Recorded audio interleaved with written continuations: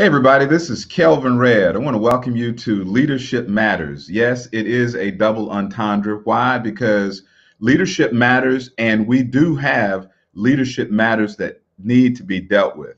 Now, the purpose of this program is that every 2 weeks, I want to come on and introduce you to someone who I think is doing some fabulous work in the world of leadership. I've been very fortunate traveling around this country, having friends who are clients, and they're doing remarkable things. And some of them are doing great things in small towns and nobody knows about them. And I want to bring them to you. Now, this is not so much of a bio as it is a leadership lesson. Okay. So what I really want you to be able to take from this are the lessons that they're going to provide for each and every one of us as they bestow upon us the things that they have learned, who they are, and how they impact leadership. So without further ado, I want to bring on our guest this week, and that is Don Avery, President and CEO of Fairview Park Hospital in Dublin, Georgia. Welcome, Don. Thank you, Kelvin. I appreciate it. Thanks for Well, having I me appreciate today. you taking the time to come on to Leadership Matters and talk about leadership. But in a way that I want to do this today, I want to kind of take us a brief journey of your early years to the person that you are now and how you were shaped. So if you will, please tell us a little bit about your wonder years, so to speak, and where did you grow up? Well, I'm a product of the Midwest. I grew up in Illinois, Peoria, Illinois, to be exact. We call it the heart of Illinois. A lot of people ask me where that is, and I'll just say it's outside of Chicago. Like everything's outside of Chicago, but I'm raised by my mom and dad. I've got three sisters. I'm number two in that. Grew up in what I would call back then, a typical town in the 60s and 70s when I grew up. Graduated from high school in the 70s and college in the late 70s.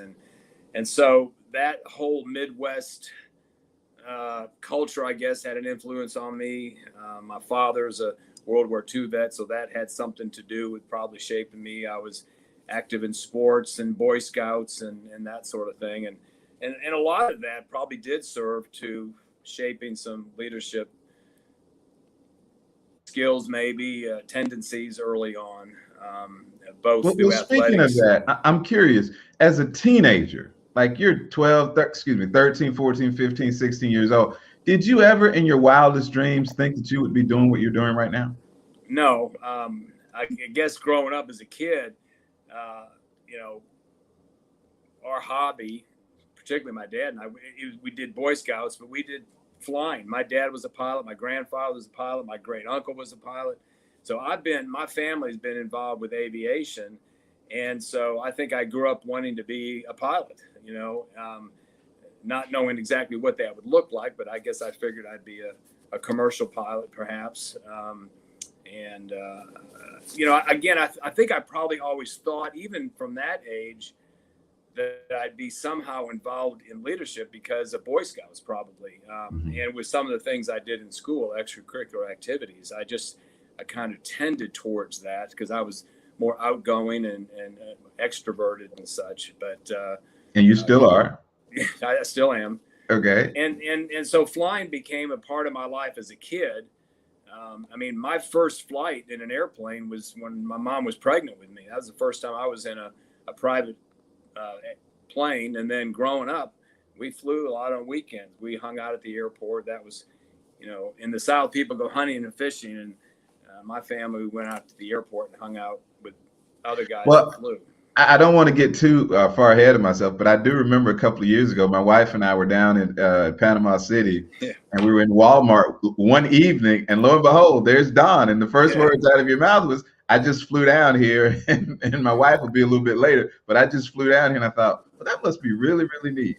Well, it is, and maybe I take that for granted, but I think everybody's got different hobbies, different things that really bring them a lot of satisfaction and joy, and aviation's always been an outlet for me, and it's also a means of transportation. Sometimes it allows me to do some things because I can get from point A to point B so much faster, but it has certainly been a big part of my life. Well, take us on this journey from the time you left high school to once you got out of college, because you attended the Air Force Academy. I did. I was on a Boy Scout trip when I was in high school out west to a place called Philmont Scout Ranch. And from Illinois, you have to go through Denver to get to New Mexico. And on that trip, we stopped at the Air Force Academy for a few hours to visit there. And it really, really impacted me. And I came home from that 3-week trip and told my dad I wanted to go to the Air Force Academy. And I didn't know all that meant at the time, but certainly learned about that. And so I started as a freshman at the academy. I was 17 and very immature. And that experience really resonated with me. I really, it seemed to be a right place for me. And almost instantly you get involved with leadership roles. Yes. And as a freshman, you get limited experience with that, but the longer you're there, they produce leaders. People ask me what I majored in, and my degree may be in accounting and finance, but what I say is I majored in leadership because there's so many opportunities to do that. Military leadership and academic leadership, sports, but you're put in various leadership roles throughout your time there. And when I graduated, I went to the Air Force, an Air Force base in Arizona for pilot training. Became a pilot. It's a 1-year program, and then from there, I was stationed as a pilot in Panama City, Florida, Tyndall Air Force Base. So you mean the pilot program is only 1 year? It is. You take a course at the academy. If you're going to pilot training at the Air Force Academy, we take a class just a semester long, and I actually didn't have to take that because I already had a pilot's license, and so I was exempt from taking that. I had a pilot's license when I was a teenager. And so when I went to pilot training, in many ways, I had a leg up just because I knew the basics of flying. And whether you're flying a jet or a prop or a big or small airplane, the physics are the same. So. Well, I think it's probably taken me a little bit more than a year, but I did not know that. I've known you for so long, and I did not know that you had your pilot's license as a teenager. So that's really impressive. So I'm curious about something. Why hospital administration? Well, shortly after I got stationed at Tyndall in Panama City, I was diagnosed with cancer. I had some lumps in my neck here, and they determined and did some biopsies and such, and I was diagnosed with Hodgkin's lymphoma. And so for the next 2 years, I was grounded from flying. I was in the hospital for about 9 months with treatment. And then I was recovering for over a year after that. I eventually got back on flying status, but that experience as a patient just got me to thinking about other options, because there was a very strong possibility that the Air Force was going to give me a medical retirement. Back in the 80s, most cancer patients, most pilots who got cancer did not continue flying. I was fortunate. I was one of the first that got back on flying status. Today, that's probably more the rule than the exception, just because we've come so far in cancer treatment and such. But it really opened up a door to me that combined my interest and maybe some skill sets in accounting and finance and in business, if you will, and with leadership. And then also, as in my experience as a patient, I think that has influenced and informed my career and my job every day over the past 30 years. Having been a patient, having gone through cancer treatment, having had the testing that was done and the surgery and the treatments and such, gave me an insight into what it's like to be a patient, but it also gave me insight into what it's like to be an employee, because I got to know the employees in so many ways: nursing and radiology and laboratory and therapy, and even the ER. A couple times I had to come to the hospital through the ER. So I learned a lot about the employees. As you know, I ask a lot of questions. I get to know people, and so I learned a lot from those employees, those frontline employees, and what it was like to work in a hospital. I also asked them a lot of what they liked and didn't like about the leaders in their hospital. So I learned a lot even before I went to graduate school. Well, I'm a huge believer that success leaves clues, and I think that's a great segue into the real meat of what I really like to talk about with my guests, and that is, let's talk about our most recent experience, and I'm going to say our because we've all experienced this pandemic in various ways, and I really enjoyed talking to you last week about how your leadership experience has played a role in you leading Fairview Park Hospital during this pandemic. And one of the things that really, really got to me, and I was so impressed with you last year, I saw you come on Facebook and give a lot of Facebook interviews on the pandemic and how it was impacting the hospital, the city of Dublin, the people there.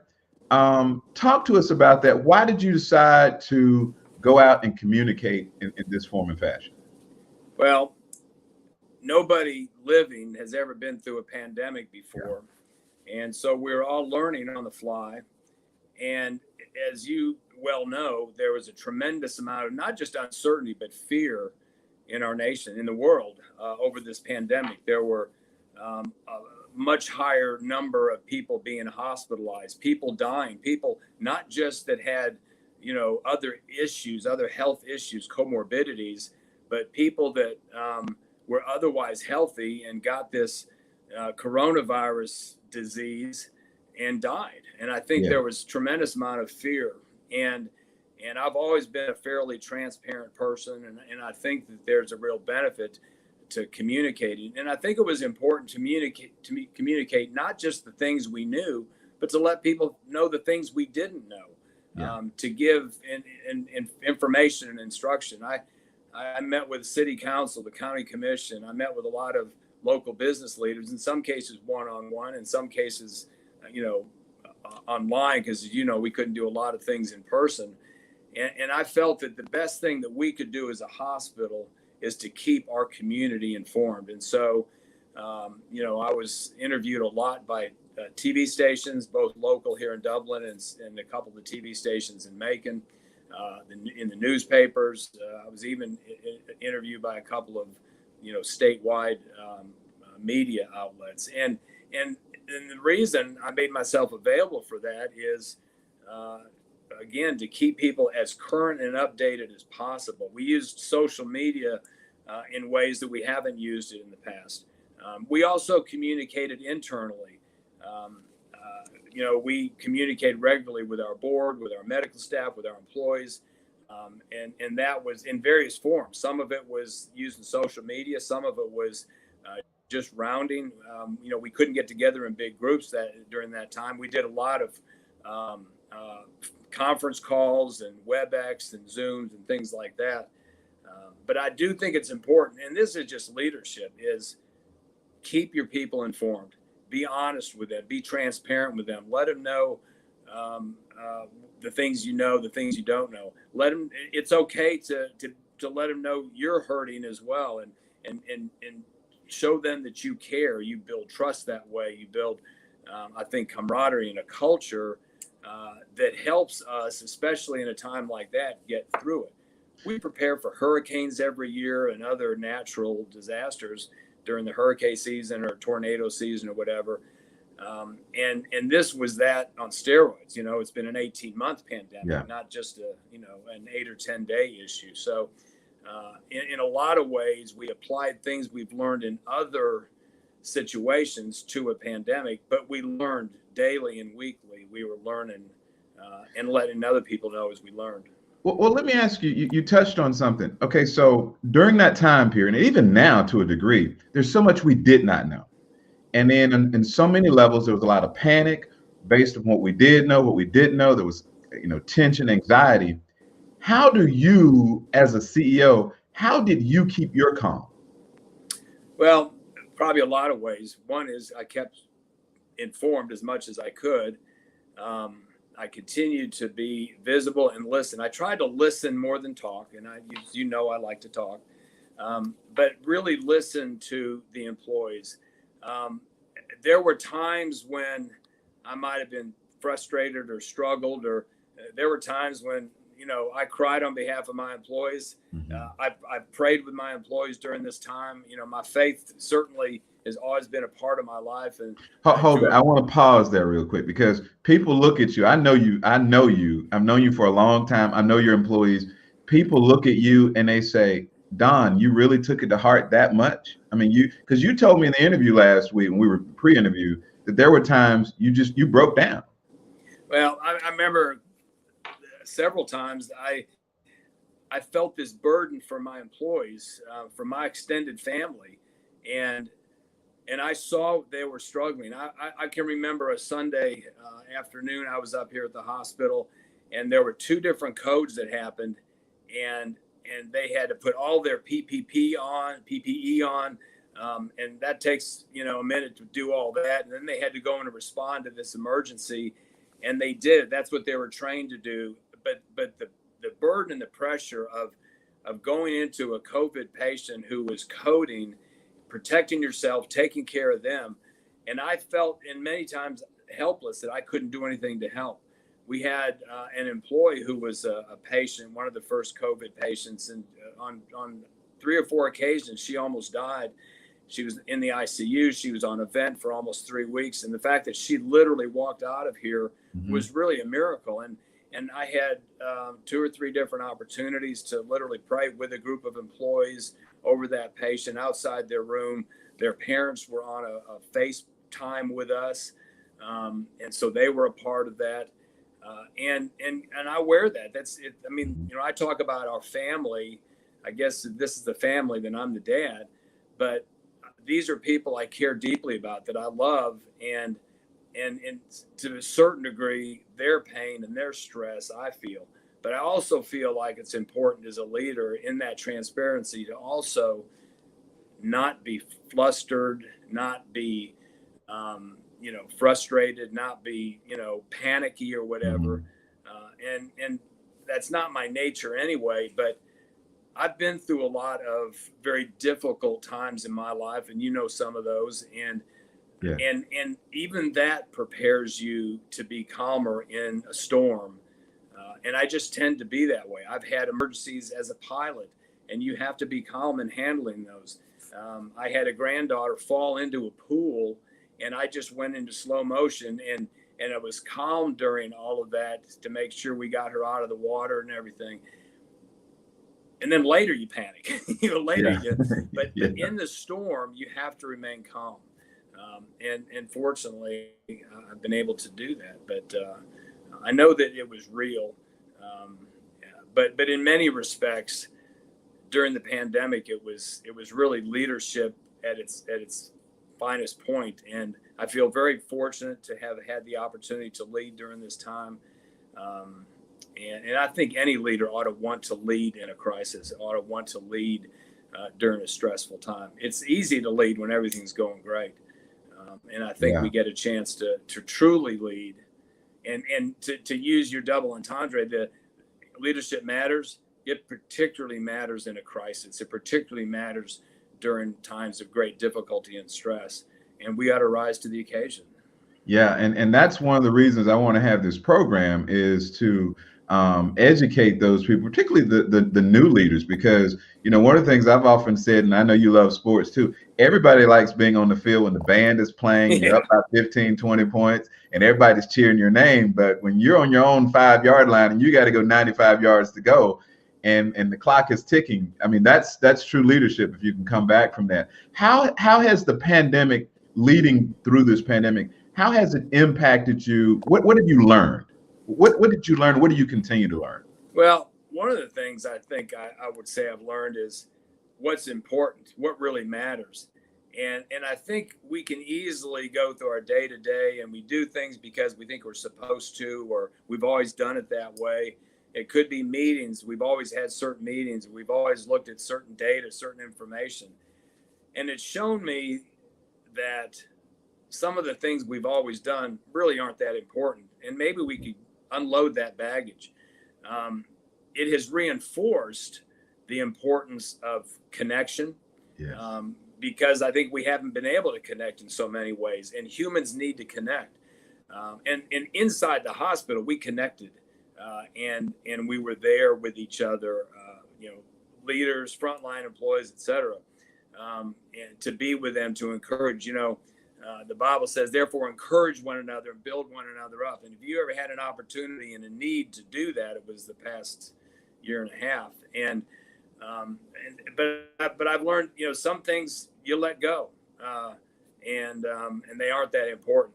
But the things that are important, communication and being there and listening to, what the needs are.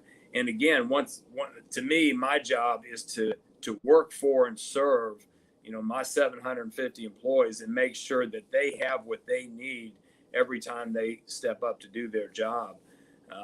And if they do that, then they can do their job well. But they also have to be able to come to a place every day where they know that they matter, that they're more than just a name badge. They're more than just an employee, that they are a person. They're a person first. And they recognize that I know that they're mothers and fathers and brothers and sisters, and they have families, and they live in the same community or type of community that I do. And that's another important thing as a leader, to recognize these aren't just employees, they're people. Our patients aren't just patients with a disease, they're people, and they have a story too. And it's important for us to never forget that and never stop connecting with those people. I'm glad to hear you say that, because when I listen to you talk, it's obvious that you have a high degree of self-awareness. And Mr. Bill Turner used to tell me all the time, he'd say it publicly, that the most important characteristic of a servant leader is self-awareness. Now, there are two parts to self-awareness as we transition here. Our guest is Don Avery, President and CEO of Fairview Park Hospital in Dublin, Georgia. There's two aspects of self-awareness. Understanding who you are, in other words, how do you see yourself, but also how do other people see you? And I'm really curious about that second part. How do you, in rapid fire motion, as we get ready to close out, how do you think other people see you? Well, I think they see me as somebody who's willing to take a chance, who's got their back, who's going to support them. I always tell people, if you're right, I'm going to be out there on that limb with you. I'm going to support you. I've got your back. And they need to know that. They need to know that they can be honest with me and call me out. And that takes a while, I think, especially from my leadership team, to say, hey, Don, you're wrong on this, or hey, you need to do something a little bit different. Or in some cases, come to me and say, hey, are you okay? I care about you, and that sort of thing. And that's a culture. That takes time to build that kind of culture. But a true leader has to be very intentional about always learning about himself, learning about the environment. You have to be out there and visible and listen. I had someone ask me once, how can you get that department to talk to you? And I said, I just don't leave until they talk, because I want them to know that I really care what they say. I really care about their input on this. So listening to others and creating an environment where they can be honest with you helps me to be aware of them and the organization better than if I just assume I know what's going on out there. Well, I want to go a step further. Typically, I would ask, how important are assistants? But I know your leadership team, and I know how important they are. I know how important they are. But how important is having a great leadership team in your organization or any organization? Well, the team is critical, and you can go it alone. But I always say this: I may be right or close to right about something, and let's say I'm moving in a direction that's true north, 360 degrees, true north. Yeah. And in the short term, if I'm off a few degrees, probably no big deal. But in the long term, if I'm off a few degrees and I'm flying an airplane from here to Denver, I'm going to wind up in New Mexico if I'm off a few degrees. So we have to have a team that we trust, that we listen to. And an important thing is, I don't want them to look like me. I want them to all be unique and different and bring different gifts and different skill sets. I don't want to develop groupthink. I don't want to develop, hey, we're all going to do what, Don says, the sky's green, fine, the sky's green. I don't want that kind of team. They need to be able to be who they are. You hire them, let them do their jobs, give them input, and create an environment where they can give you input as well. But that team, and I've been fortunate to have a pretty steady team that hasn't had a lot of turnover, but we're And on a the same diverse page. team. I mean, when I go to Dublin, one of the things I'm surprised at on your leadership team, a lot of those folks are not from South Georgia. No, they're not. I mean, they've been there a while, and I'm thinking a lot of that has to do with you. Whether you say yes it does or not, I'm saying right now a lot of that has to do with you. Well, I appreciate that, but I think that diversity, we need to reflect the community that we serve to a certain degree, and we try and bring the best people. And we're diversity from a gender standpoint, from a race standpoint, from a I always kid people in North South. They let me come in as a Yankee. But that is important because that means people approach situations from a different perspective, and together, hopefully, we come up with better solutions. Final couple of questions, Don. Are you more of a strategist / tactician, or are you more of a relationship person, or both? Well, I'm definitely a relationship person. I mean, there's no question. And people say, "Well, I'm a people person." A relationship person is somebody who literally tries to develop a relationship and get to know the people with whom you work or serve, and that means sometimes you go to school events that your kids aren't there, but your employees' kids are there. You go to funerals and weddings and you get involved. That doesn't mean you get in their business necessarily, but you know them as a person, and so that's a relationship person. If I was to look at strategy and tactics and everything, I'm more of a strategist. That's more of a big picture. I tend to be more of a visionary, big picture person, as everybody around here knows. And we've seen your emergenetics profile. So yeah. I'm not a real detail person. I think I recognize when details are or aren't there, but in the grand scheme of things, I'll say, hey, we need to do this and move forward, and et cetera. And somebody will say, well, we got to do this and this. I said, oh yeah, well, you take care of that stuff. And but again, you have a team that brings different skill sets. And so I can assure you, I will always have members of my team that are very good with organizational skills and the details and the tactics, because you have to have that too. But you also have to have the big picture. So right now, because of the pandemic, social media helped out a great deal. Oh yeah. How is it different leading during the social media era right now? And also, where do you think healthcare is going to be 5 years down the road, 10 years down the road, because of all of this technology and what we've learned about being in person versus being virtual and what have you? Well, I hope we never lose the in-person piece, the relationship piece, that the touching and being connected to people that way. Certainly, social media is here to stay. We'll see it continue to evolve. There's pros and cons about it. I think that there's a lot of people believe everything they read on social media. That's a big negative, because they believe things on social media more than they do the science or technology sometimes. But also, it is a very effective way of getting a message out. Yes. You get a broad number of people, get information out to them more rapidly. I think that in some ways you have to be more careful what you say, because it could show up in a place, or people could take sound bites out, and because we are speaking more and writing more and visible more, you have to be more aware of what you're saying and how you're saying it. And that's probably not a bad thing, actually. I do think as the future, we're going to see more telemedicine type work. And we've certainly seen that it works over the past year plus. And I think one of the things that'll give us is maybe more access to a broader number of people of medical information and maybe even diagnosis and treatment in places that don't have it today. And so that's a good thing. I think we'll see more artificial intelligence through this technology. Technology is mostly positive, I think.